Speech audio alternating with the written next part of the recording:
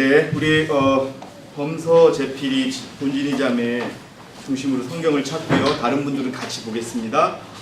자, 제필이가 성경상 침례 읽어주세요. 37페이지입니다.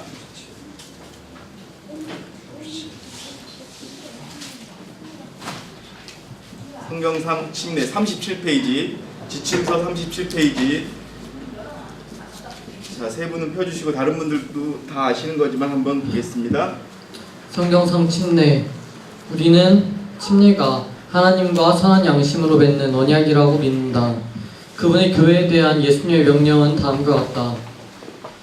너희는 가서 모든 족속으로 제자를 삼아 아버지와 아들과 성령의 이름으로 침례를 주고, 그리스도께서는 그분의 영적 왕국에 들어가는 표로서 침례를 제정하셨다. 침례는요, 이제 그 범서 제필이는 공부를 끝나고 본인들이 침례를 받을까 안 받을까를 결정을 해야 돼요.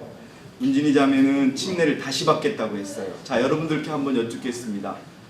자, 재림교인이 IMS 교인이 되고 싶다고 해서 바로 침례를 안 받고 우리 교인이 될 수 있을까요? 없을까요? 없어요. 그거는요, 예전에는 재림교인은 침례를 받지 않고 우리 교인이 됐었어요. 근데 대총회에서 결의를 했어요. 지금은 재림교회의 신앙의 수준이 너무 낮아져서 다시 와서 공부를 하고 침례를 받지 않고 우리 교인이 될 수 없다고 이렇게 결의가 있습니다. 근거는 대총회 결의입니다. 5년에 한 번씩 열리는 대총회 결의 사항이고요. 우리 지금 제필이 형제가 읽어주신 것처럼 침례는 그의 나라에 들어가는 표입니다. 계속 읽어주세요. 이 의식은 그리스도의 죽음과 부활을 표시하면서도 옛사람은 죽고 그리스도 안에서 새 생명으로 부활하는 것을 의미한다. 근데 여러분 침례 다 받으셨죠? 네. 근데 물에 들어갔다가 우리가 죽습니까? 아예 죽어요. 예. 여러분 그거 잘 기억하셔야 돼요. 자, 제필이가 사도행전 2장 37절 38절을 찾아주시고 범서가 로마서 6장 2절에서 5절, 그리고 운진자매가 골로새서 2장 12절을 찾아주세요. 다른 분들께서는 영적 왕국에 들어가는 표다.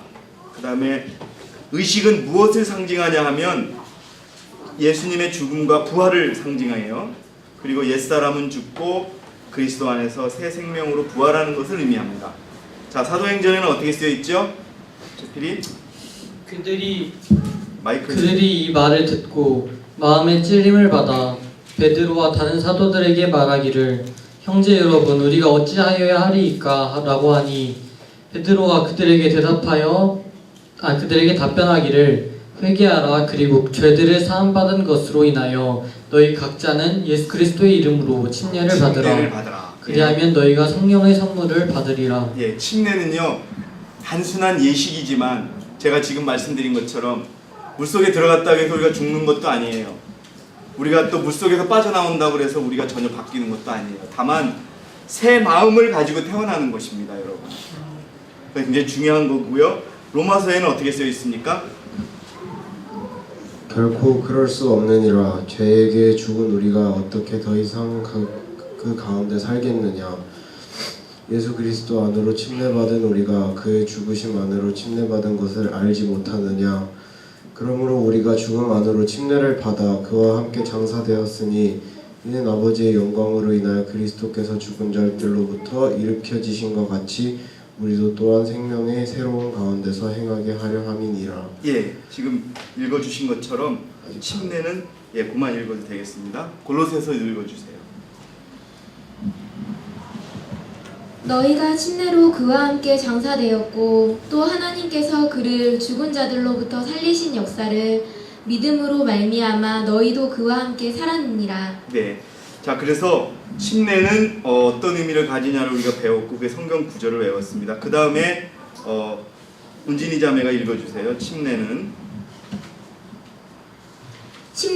내가 예수님을 따르고 있다고 대중 앞에서 시인하는 것이다. 예, 그 다음에요. 침례는 물의 잠금으로써 베풀어진다. 이게 우리와 일반 개신교가 틀려요.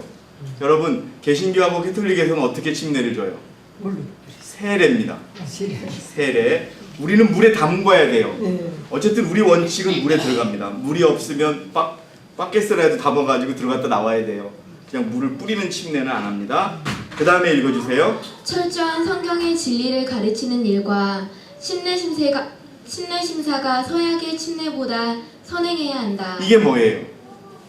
여러분 먼저 공부를 해야 돼요. 그리고 침례 받을 사람이 자격이 있는지 심사하는 게 먼저라는 거예요. 근데 우리 한국에서는 예전에 집회 갔다가 침례 받고 온 사람들 많아요. 누군지 아세요? 우리 집사람이에요. 여름 집회 갔다가 여름 집회 처음 갔다가 공부도 안 하고 그날 침례 받았어요 그냥. 그리고 나서 다시 공부를 한 거예요. 이러면 안 돼요. 예, 정말이에요. 그러니까 예전에는 근데 그렇게 침례를 받았는데 그 다음 집회 때 그 침례 받은 사람이 집회에 오는 경우가 반도 안 됐어요. 우리 막 늘어날 때는 눈에 보였어요. 그냥 구도자로 왔는데 우리 교회 진리 좋아하십니까? 그러면 그냥 다른 사람들하고 껴서 침례를 막 받았어요. 김영자 집사님 웃으시네요. 예. 근데 외국은 그렇지 않아요. 제가 지금 말씀드린 것처럼 지금 우리가 3개월째 공부를 하는데 3개월, 5개월, 6개월을 공부를 해요. 1년까지 공부하는 경우가 있습니다. 자, 여러분 분명하고요. 그 다음에 내용 읽어주세요. 그러므로 선악을 분별하지 못하는 사람은 침례를 받아서는 안 된다. 여러분 아직 내가 고기를 못 끊었다. 아직 내가 안식일을 못 지킨다. 침례는 받을 수가 없어요. 우리 집사람이 없을 때 그런 얘기를 했는데 다시 한번 말씀을 드리면 우리 집사람은 공부하지 않고 침례 받은 대표적인 케이스다. 맞아요. 저 완전 그런 거예요. 저 꽝이었어요. 그 다음에 중요한 게 있어요. 자, 그 다음에 읽어주세요. 침례가 투표로 받아들여지기 전에 모든 영혼은 전에 속했던 교회나 교파를 떠나야 한다. 내가 침례를 받겠다고 여러분 다짐을 하잖아요. 그러면 재림교회를 완전히 정리해야 돼요. 개신교회를 완전히 정리해야 돼요. 그렇지 않고 침례를 받을 수가 없어요. 또 뒤집어 얘기하면 침례를 받고 나서는 우리가 다른 교회의 교단의 안식일을 지키러 갈 수 있어요, 없어요? 없는 거예요.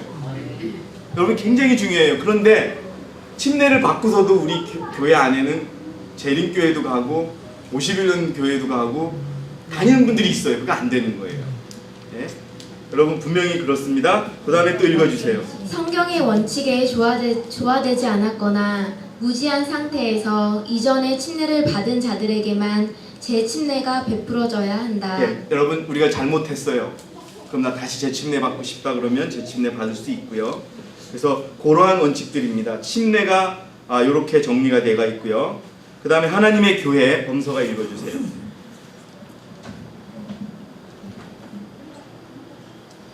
잠깐만요. 침례 절차는 그렇습니다. 공부가 다 끝나면 침례를 받겠다는 의사결정이 이루어지면 먼저 우리 서울에서 행정위원회를 할 겁니다. 행정위원회를 해서 이 침례를 받겠다는 분들을 출석을 시켜서 침례를 받게 되는 이유, 왜 이 교회가 하나님의 교회라고 생각하는지 이런 심사를 거칩니다. 그리고 나서 다시 교회 앞에 와서 교회 전체의 동의를 얻어서 침례가 확정이 됩니다. 무슨 말씀인지 아시겠죠? 여기서 한 명이 전원이 아니라 반대하는 사람이 있는데 반대하는 사람이 많으면 못 받습니다. 우리 지금 교회를 나오시지 않은 어떤 자매는 심사에서 한번 떨어진 적이 있었습니다.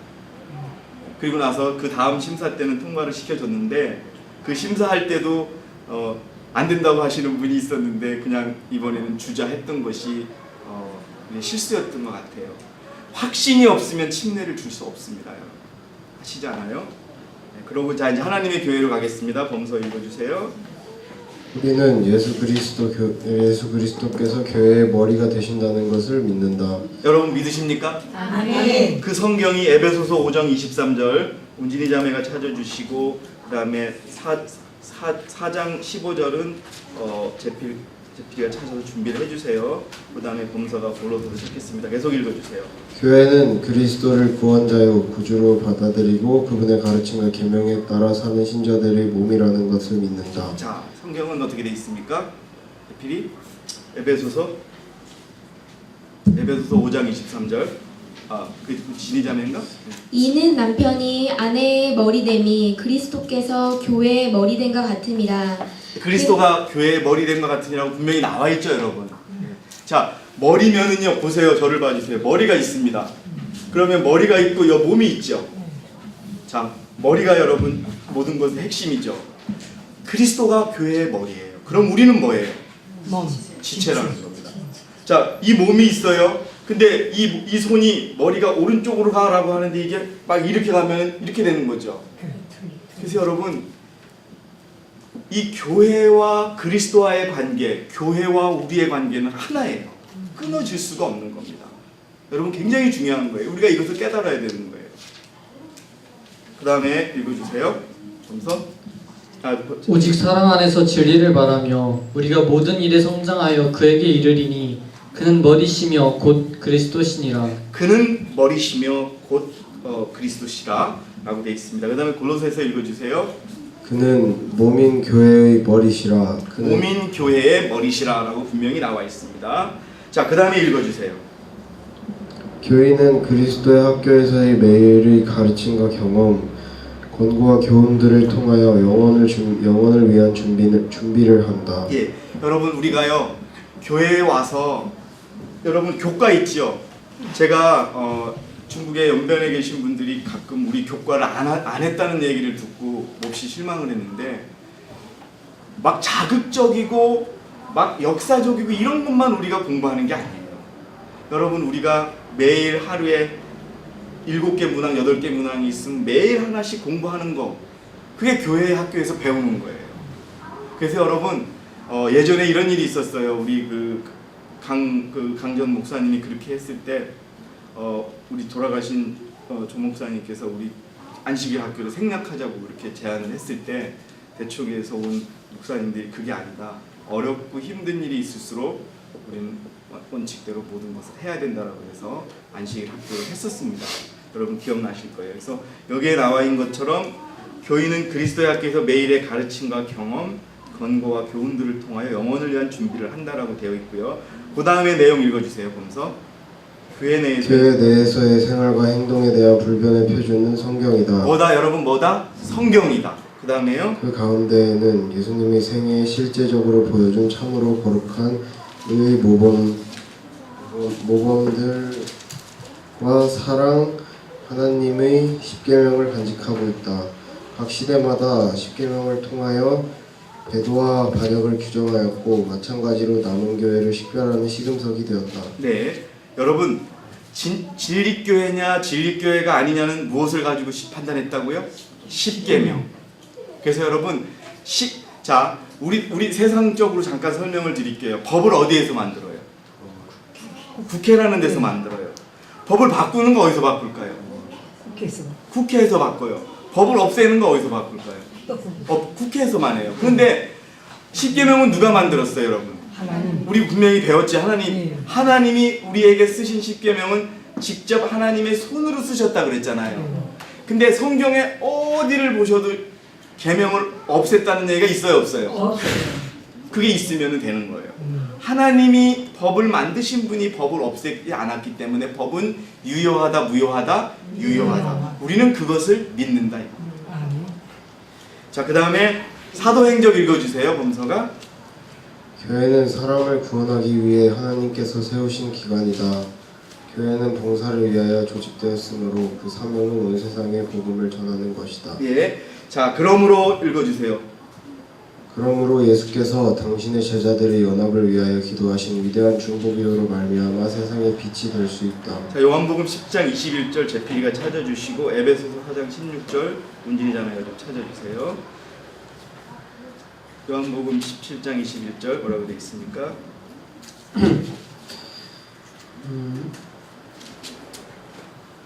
이는 그들 모두가 하나가 되게 함이오니 아버지시여 아버지께서 내 안에 계시고 내가 아버지 안에 있는 것 같이 그래도 우리 안에서 하나가 되게 하여서 세상으로 하여금 아버지께서 나를 보내신 것을 믿게 하여 주옵소서. 예, 아멘입니다. 에베소서 4장이요. 그로부터 온몸이 각 부분의 분량 안에서의 효과적인 역사를 따라 각 마디를 통하여 공급을 받아 알맞게 결합되고 체격이 형성되어 몸을 성장시키며 사랑 안에서 몸 자체를 세워나가느니라. 예, 여러분 우리는 이 성경 구절을 근거로 우리가 교회 안에서 예수님께서 제자들과 연합하기를 위하여 기도하신 것처럼 우리가 교회 안에서 하나가 되기를 그렇게 예수님께서 바라시고 한다는 것을 알 수 있고요. 그 다음에 진희자매 계속 우리는 읽어주세요. 우리는 세종 예식이 아니 우리는 모든 교회. 그 에베소서 4장 16절 밑에 안 읽었거든요. 우리는 모든 교회 교인들이 하나님과 그분의 백성에 대한 사랑으로부터 교회의 질서를 준수해야 함을 믿는다. 자 이제 여러분 몇 페이지로 가시냐면요. 132페이지로 가주세요. 132페이지. 자, 우리 침례 공부를 하시는 분들에겐 분명하게 말씀을 드립니다. 132페이지에 언제 징계 조치를 받는지에 대한 그 설명을 우리가 읽겠습니다. 132페이지입니다. 다 펴셨죠? 네. 자, 진희자매 하나의 지침으로 징계 조치를 취할 수 있는 몇몇 근거를 제시하겠다. 읽어주세요. 1번. 1. 현대 진리에 대한 불신. 우리가 믿고 있는 진리를 믿지 않으면 우리는 징계할 수 있습니다. 그 다음에요. 2. 신앙 원칙에 간단히 명시된 복음의 원칙에 조화되지 않는 교리를 가르침. 자, 우리 교회가 인정하지 않는 교리를 가르치면 징계를 받습니다. 그 다음에요. 3. 하나님의 십계명에 대한 공공연한 범법. 가로 읽어주세요. 간음, 음행, 부도덕성, 절도, 사기, 안식일을 범함, 우상숭배, 욕설, 신성모독, 거짓말, 방탕한 생애, 그리스도인답지 않은 행동, 사악함.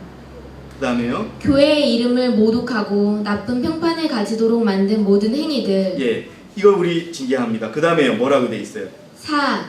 극장 출입. 자, 우리 청년들 범서 제필이 잘 기억해요. 우리는 극장에 출입할 수 없어요. 아시겠죠? 네. 자, 그 다음에요. 5. 어리석은 유행을 따름. 예, 우리는 뭐 그렇게 따르지는 않고요. 그 다음에요.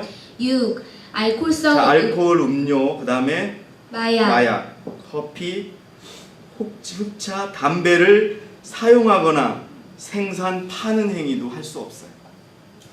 여러분, 그러면 담배만이 걸리는 게 아니에요. 알코올, 술 파는 거, 마약, 커피, 흑차, 담배의 생산, 파는 행위도 다 안 돼요. 자, 여러분, 우리 교인이 어부가 될 수 있을까요, 없을까요? 아이 되지. 안 됩니다. 죽이는 성격.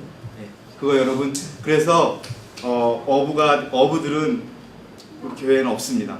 그래서 우리 교인이 되려면 그 직업을 바꿔서 오도록 그렇게 결의안이 있습니다. 그 다음에 읽어주세요. 하나님의 교회 질서에 어긋나는 일. 그 다음에요. 11금 내는 일에 대한 불충실. 예, 중국은요 1년 11금을 내지 않으면 출교를 시켜요.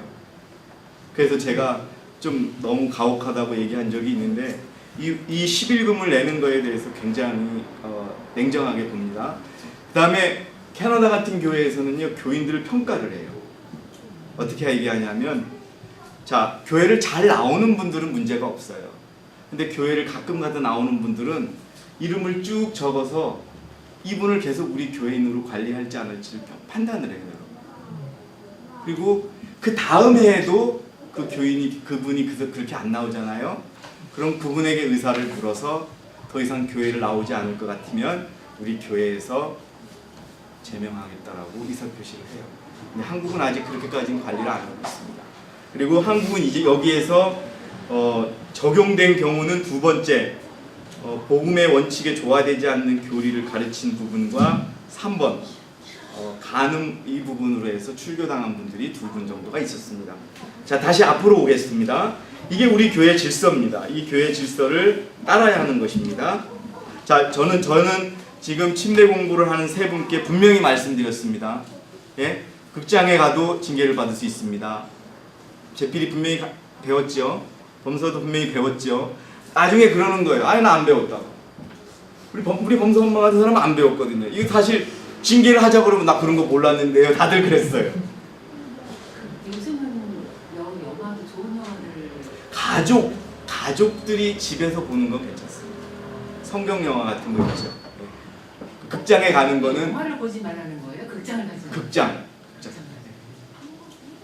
근데 어떤 말씀에 보면 그 영화를 제작하는 모든 그런 것들이 사단으로부터 온다는 게 가장 큰 뭐 그거는 맞습니다. 막 폭력적이고 이런 거는 피해야 되겠죠. 자, 어쨌든 자 다시 그럼 세종 예식으로 오겠습니다. 세종 예식. 자, 세종 예식에 관해서는 우리 제 PD가 요한복음 13장 1절에서 10절을 좀 찾아놓고 운진이 자매가 읽겠습니다.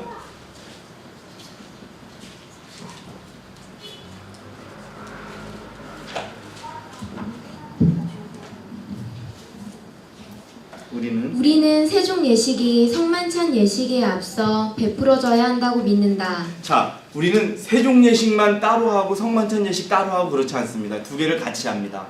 근데 두 개를 같이 할 때 뭘 먼저 하느냐? 세종 예식을 먼저 합니다. 그리고 우리 침례 받으시는 분들이나 교인분들 정확히 기억하셔야 될 거는 이 의식이 대단히 중요한 의식이에요.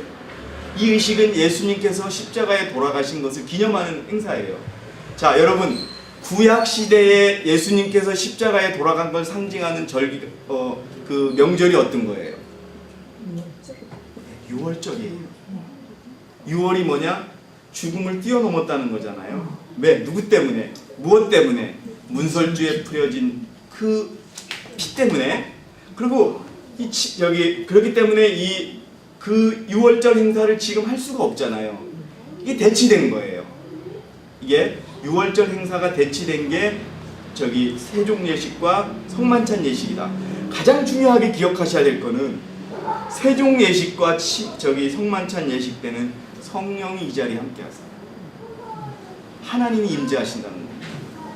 굉장히 이제 기회가 되면 이 유월절을 기념하는 행사라고 말씀하잖아요. 예. 이 행사를 해야 되는지 안 해야 되는지 언제 해야 되는지 그런 게 이거는요 3개월에 한 번씩 권면하도록 돼 있어요.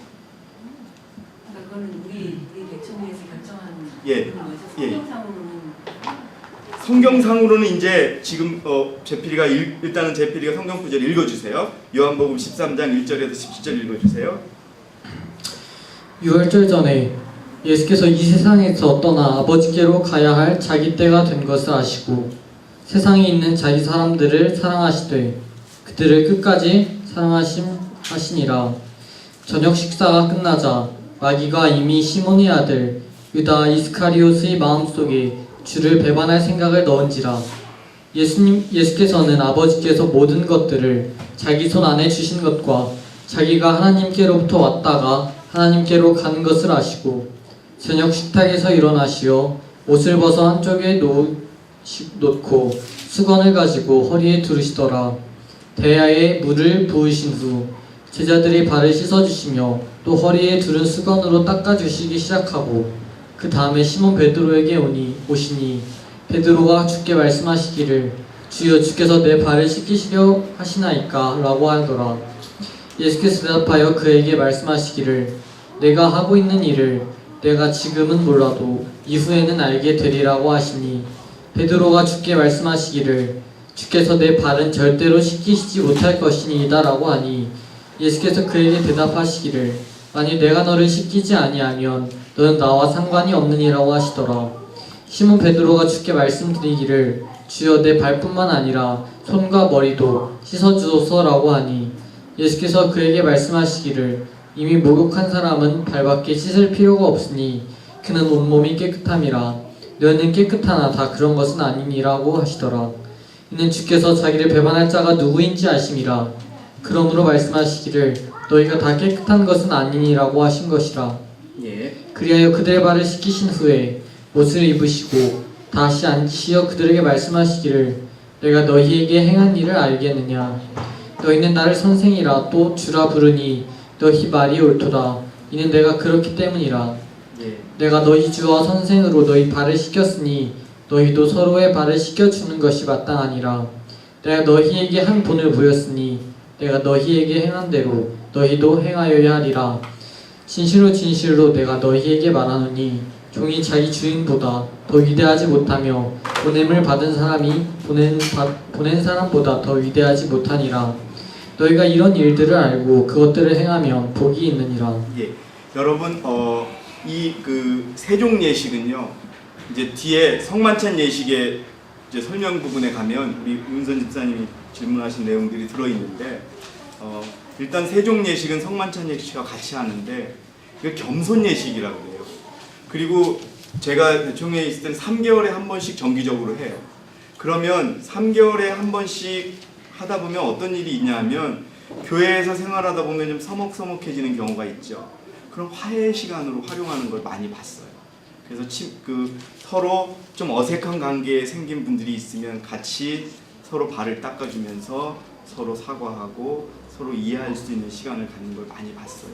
그래서 이 세종 예식과 성만찬 예식은 꼭 안수받은 목사님만이 할 수 있는 게 아니라 장로도 할 수 있습니다. 그래서 저는 가끔 우리 서울교회는 기구가 다 있으니까 3개월에 한 번씩 우리도 했으면 이런 생각이 계속 들고 있습니다. 그래서 여러분들께서 원하시면 저희도 다른 교회와 상관없이 우리 스스로를 위해서 그렇게 했으면 좋겠습니다. 그 다음에 시대의 소망 읽어주세요. 범서가. 이 말씀은 육체적 정결 이상의 의미를 지니고 있다. 그리스도께서는 여전히 그 낮은 정결의 예증을 통하여 더 높은 정결을 말씀하고 계신다. 목욕하고 온 사람은 깨끗하지만 샌들을 신은 발이 곧 더러워짐으로 다시 씻을 필요가 있었다. 그와 같이 베드로와 그의 형제들은 죄와 불결을 씻기 위해 열려있는 큰 샘에서 씻었다. 그리스도께서는 그들을 당신의 제자로 인정하셨다. 그러나 유혹은 그들을 죄악으로 유인하였으며 따라서 그들은 아직도 그분의 정결하게 하시는 은혜가 필요하였다. 수건을 가져다가 허리에 두르시고 제자들의 발에서 먼지를 씻으실 때에 예수께서는 바로 씻으시는 그 일로써 그들의 마음에서 이간과 질투와 교만을 함께 씻어버리기를 원하셨다. 그들의 마음에서 이간질과 질투와 교만이 다 씻어져 버리기를 원하셨다는 것을 여러분 기억해 주세요. 그 다음에요. 이것은 그들의 먼지 묻은 발을 씻는 것보다 훨씬 더 중대한 일이었다. 그때 그들이 가졌던 정신으로는 그리스도와의 교제를 위해 준비된 자는 하나도 없었다. 겸손과 사랑의 상태로 돌아가기 전에는 그들이 유월절 만찬에 참석하거나 혹은 그리스도께서 세우시려고 하시는 기념 예식을 참여할 준비가 될 수 없었다. 예, 성만찬에 바로 들어가겠습니다. 성만찬 읽어주세요. 제필이가. 우리는 성만찬 예식이 예수님의 고난과 죽음을 기념한다고 믿는다. 예, 예수님의 십자가의 죽으심을 기념한다고 믿는다. 그 다음에요. 떡은 예수님의 몸을 상징하며 떡은 무엇을 상징한다고요? 예수님의 몸. 그 다음에 발효되지 않은 포도즙은 그분의 흘리신 보혈을 상징한다. 자, 우리 범서가 마태복음 26장 찾아주시고 제필이가 고린도전서를 찾아주세요. 일단 읽고 넘어가겠습니다. 좀만 기다려주세요. 그들이 먹고 있을 때 예수께서 빵을 가지고 축복하신 후에 떼어 제자들에게 주시며 말씀하시기를 받아 먹으라 이것은 나의 몸이니라 하시고 또 잔을 가지고 감사를 드린 후에 그들에게 주시며 말씀하시기를 이것을 모두 마시라 이는 이것이 죄들을 사하심으로 인하여 많은 사람들을 위해 흘리는 나의 새 언약의 피이기 때문이라. 네, 고린도전서 읽어주세요. 우리가 축복하는 이 축복의 잔은 그리스도의 피의 교제가 아니며 우리가 떼는 이 빵은 그리스도의 몸의 교제가 아니냐. 이는 우리 많은 사람이 한 빵이요 한 몸이기 때문이며 우리가 모두 그 한 빵에 참여하기 때문이라. 예. 자, 시대의 소망 범서 올 때까지 조금만 기다려주시고 감기들이 다들 걸려가지고 자, 제필이 시대의 소망 읽어주시고 범서 빨리 오세요. 그분은 제자들과 함께 유월절을 잡수실 때에 그분의 큰 희생에 대한 기념이 될 예식을 유월절 대신으로 세우셨다. 자, 여기 유월절 대신으로 세우셨다는 게 시대의 소망에 나와 있고요. 그 다음에요. 유월절 절기에 쓰던 누루 없는 떡이 그리스도 앞에 놓여 있었다. 발효되지 않은 유월절 포도즙이 식탁에 있었다. 그리스도께서는 이 떡과 포도즙을 흠없는 희생물인 자신을 나타내시는 데 사용하셨다. 죄와 죽음을 상징하는 발효로 부패되지 않은 것만이 흠없고 점없는 어린 양을 대표할 수 있었다. 예, 계속 읽어주세요. 떡과 포도즙을 먹는다고 해서 죄 용서가 이루어지는 것은 아니다. 이 예식은 예수님의 고난과 죽음을 기념하고 그것은 교회를 강화시키며 봉사하기 위한 것이다. 자아 성찰, 죄의 시인과 고백, 죄에 대한 참된 슬픔이 준비에 포함된다. 자, 여러분, 이 성만찬 예식에 쓰여지는 빵은 아무나 만들 수 있을까요? 자, 그 만드는 방법이 어디 있냐면요. 뒷부분에 가시면 성만찬 예식을 준비하는 그 방법이 있습니다. 174페이지를 좀 펴주세요. 174페이지요.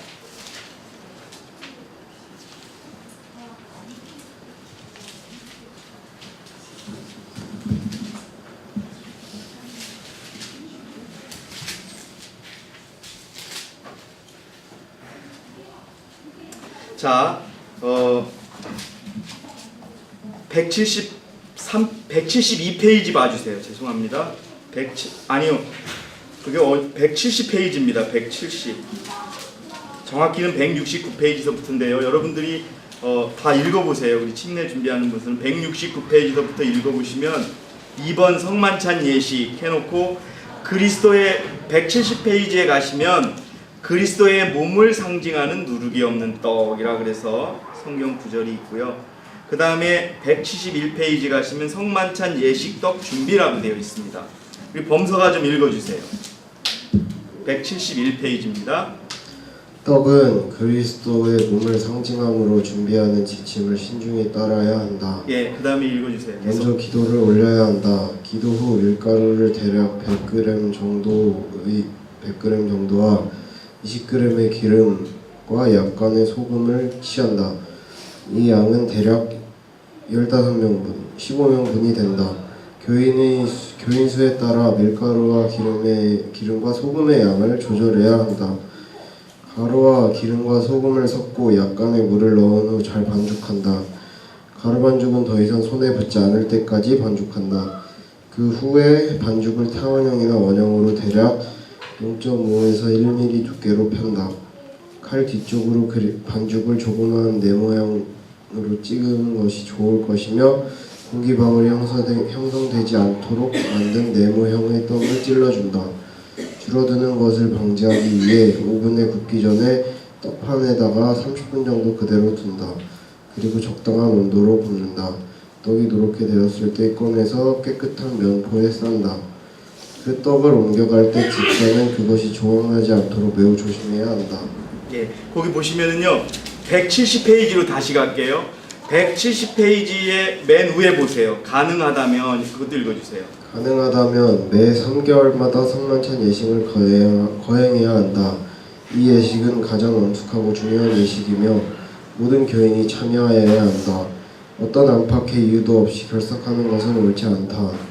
그는 그렇게 함으로 큰 영적 축복을 빼앗기는 것이다. 예, 읽었고요. 이제 성만찬 예식의 준비 떡 그 다음 페이지 맨 꼭대기 한번 가보세요.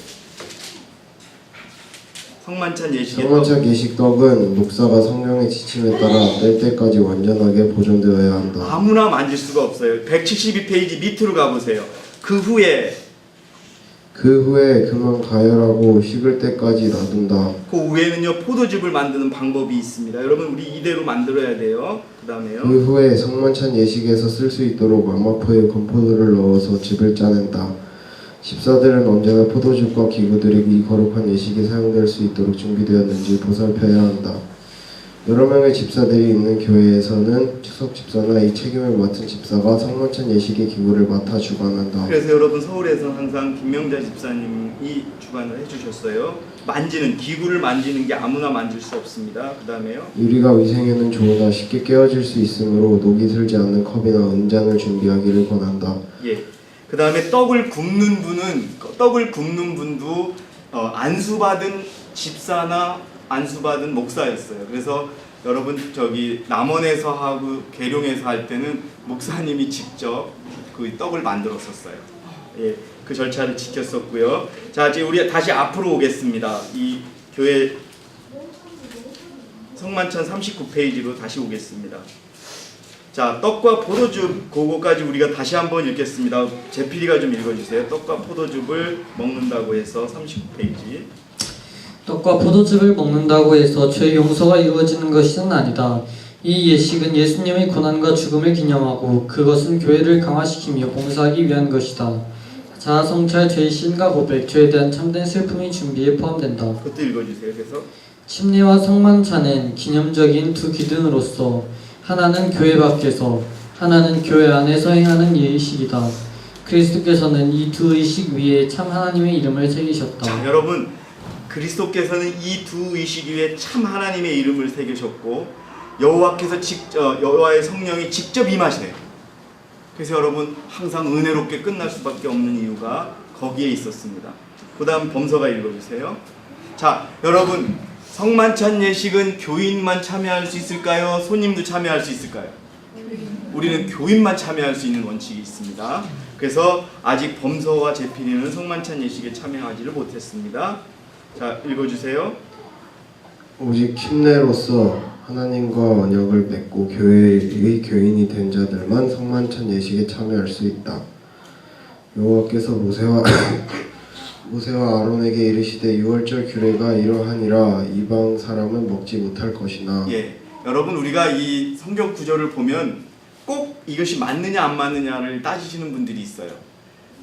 그런데 이게 우리가 대충의 교리부의 목사님들이 다 연구를 하신 거고 이 규정에 의거해서 우리 교인만 참여할 수 있다라고 하는 그러한 어떤 쪽으로 이렇게 의견을 모은 겁니다. 그래서 이것이 뭐 다른 데도 적용할 수 있느냐 이렇게 생각하지 마시고 일단 우리 성경 구절을 토대로 교인이 아닌 자는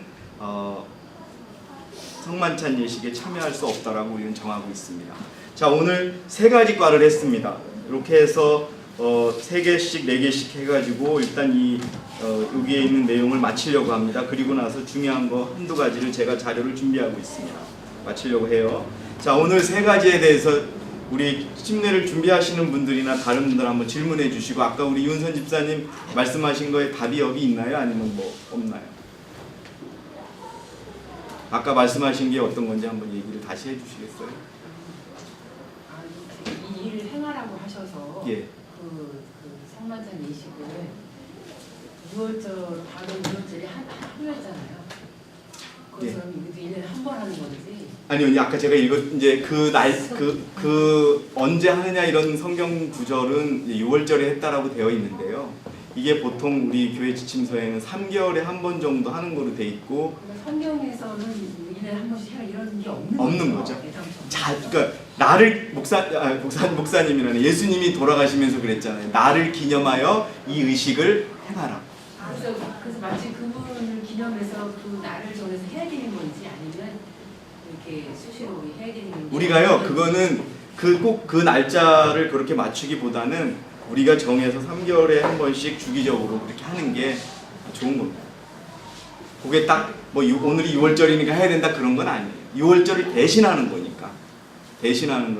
그 날짜도 꼭 6월절에 해야 되는 건 아니고 6월절이 갖고 있는 의미, 우리가 우리의 문설주에 그 피를 뿌림으로 인해서 우리의 죄가 용서받고 넘어가는 것처럼 우리가 예수님의 십자가에 돌아가심을 상징하고 기념하는 마음으로 행사를 하면 되겠습니다.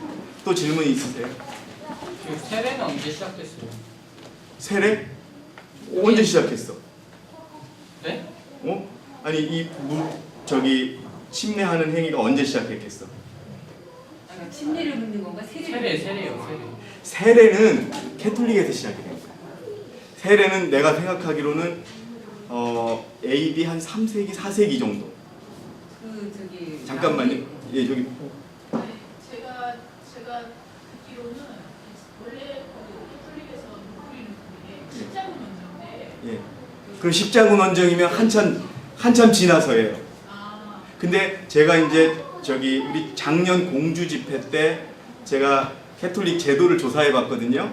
거기에 보면 그 세례도 한 가지만 있는 게 아니에요. 유아 세례가 있고 어린아이에게 세례를 주면 걔가 의인이 되는 거예요. 아무것도 모르는 그런 세례가 있고 여러 가지가 있는데 대댕초에 나오는 거 같은데. 예? 갑시다 대댕초. 세례는요? 거기에 왜 그 역사가 어떻게 되는지 아, 그래요? 그거는 그러면 찾아보고요. 일단 교회 지침서에는 그 내용이 없어요. 제가 다음 주에 한번 여러분에게 다시 말씀을 드리겠습니다. 근데 세례라고 시작하지 않아요. 그래서 성경이 중요한 겁니다. 여러분들 세례라고 해석된 성경이 있고 침례가라고 돼 있는 거 있어요. 근데 영어로는 뭘까요? 다? 바프티즘을 침례로 해석하는 거예요. 근데 개혁 성경 같은 데는 어떻게 되냐 세례로 돼 있어요. 다른 거죠. 굉장히 다른 겁니다. 또요. 제 기억으로는 3, 4세기에 침례 요한이 여러분 침례를 주고 다녔어요. 네? 그리고 예수님도 누구에게 침례를 받았어요? 침례 요한에게 받았거든요. 네? 그래서 성경에 기록된 그 구절이 있는데 구약에 침례를 줬다 이런 기록은 제가 보기에는 없어요. 그래서 제가 생각하기에는 캐톨릭 시대의 3, 4세기 때 그 세례가 시작된 것 같아요. 그걸 다시 한번 확인해서 알려드리겠습니다. 세례는 우리처럼 물에 들어가는 게 아니고 그 성수 같은 거 떠먹고 이렇게 해줘요. 이렇게 물을 뿌리는 거라니까. 네, 이렇게 해줘요. 머리에 내가 묻혀주고. 그 바실레 대전투에서 기독교의 역사를 쫙 봤을 때 하도 그 신자가 많이 늘어나서 다 장못이 없어 다 물을 뿌렸다고 아까 그 주희 씨가 얘기했던 거 진짜 하도 군인들이 많아서 이렇게 뿌렸다고. 이 불 같은 데다가 아주 큰 빗자루에 물을 묻혀서 이렇게 마중으로 뿌렸대요. 그러면 한 방울 맞으니까. 하여튼 큰 성당에는 교인들도 많으니까요. 어쨌든 그게 교회가 생긴 이후에 생긴 거예요. 교회가 있기 전에는 그게 없었어요. 자 또요. 제필이 그럼 된 거예요? 네, 일단 여기 그러면 예수님이 침례 요한이 나오기 전에는 어떤 의식을 행했어요? 예수님이 오셨을 때는 어떤 일이 있었냐면요. 예수님이 오셨을 때 유대인들에게 성전이 있었어요, 없었어요? 자, 죄인이 용서를 받는 것은 무엇을 통해서 용서를 받았어요? 어쨌든 재물을 가지고 가야 됐거든요. 근데 예수님이 이 땅에 오셨을 때도 성전에서 재물을 사고 파는 사람도 있었어요, 없었어요? 있었어. 예수님이 성전을 몇 번 정결케 하셨어요? 두 번. 첫 번째, 두 번째 예수님이 연회신을 보시면 어떻게 대답이 됐어요, 여러분? 화가 나셨다고 돼 있어요. 흥분하셨다고 돼 있어요. 첫 번째는 칭의를 상징해요. 두 번째는 성화를 상징해요. 예수님이 오셨을 당시에도 방법은 뭐였냐? 재물을 가지고 와 용서를 받는 거예요. 그런데 예수님이 오시면서 그것을 없애신 거예요. 무슨 말씀인지 아시겠죠? 그래서 그러니까 예수님은 구약의 성막은 상징이었잖아요. 상징의 실체가 왔는데 그 실체가 상징을 따라서 성전에 갖고 재물을 가지고 가셨던 거예요. 당신이 제물로 하신 거예요. 그렇죠, 여러분. 그게 그분이 어렸을 때 성전을 갔었지요. 그랬다가 길을 잃었을 때 엄마가 어디 갔었냐 그러니까 뭐라고 대답했어요?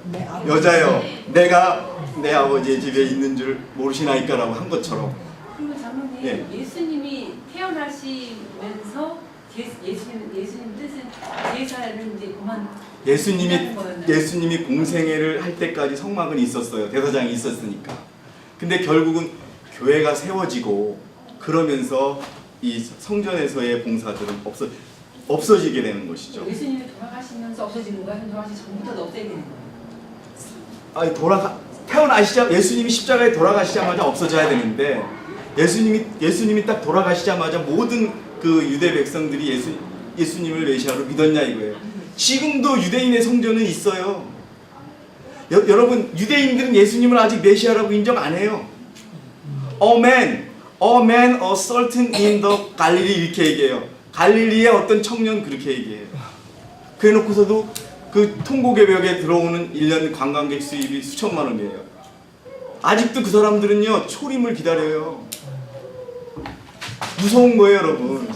아직도 그렇게 제사를 지내요. 그런데 교회가 생기면서 제사 지내요, 안 지내요, 우리? 안 지내잖아요. 예? 예수님의 십자가가 그걸 대치한 거죠. 그래서 참 예수님이 오셨는데도 예수님을 인정 안 하셨던 것처럼 예수님이 이 땅에 오셔서 제물이 되셔서 이제는 제물을 가지고 갈 수 없는데 지금도 제물을 가지고 성막에 가는 사람들이 있다는 거죠.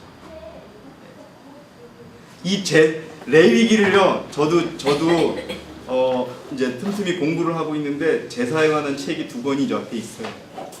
굉장히 의미가 많아요. 정말 많더라고요. 네? 정말 근데 너무 우리가 할 게 많으니까 제가 못 하고 있을 뿐입니다. 기회가 되면 짧게라도 제사에 관해서 한번 여러분들과 공부를 하겠습니다. 제가 책자가 2권이 있어요. 자, 오늘은 침례, 그 다음에 세종예식, 성만찬 예식에 대해서 했습니다. 이렇게나마 간략하게 우리가 짚어가면서 우리 교회의 교리에 대해서 공부하는 시간을 가졌습니다. 자, 다음 주에 계속 이어서 하겠습니다. 오늘 여기서 마치고요. 주님께서 가르치신 기도로 오늘 우리의 모든 순서를 마치도록 하겠습니다.